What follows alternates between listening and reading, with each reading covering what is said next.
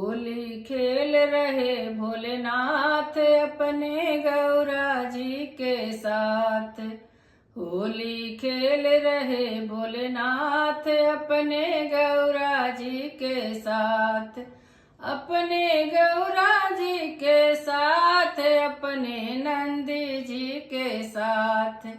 अपने गौरा जी के साथ, अपने नंदी जी के साथ।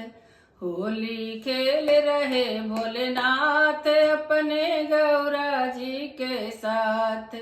होली खेल रहे भोलेनाथ अपने गौरा जी के साथ। लाल चुनरिया पहिरे गौरा, लाल चुनरिया पहिरे गौरा। बगंबर पहिरे भोलेनाथ अपने गौरा जी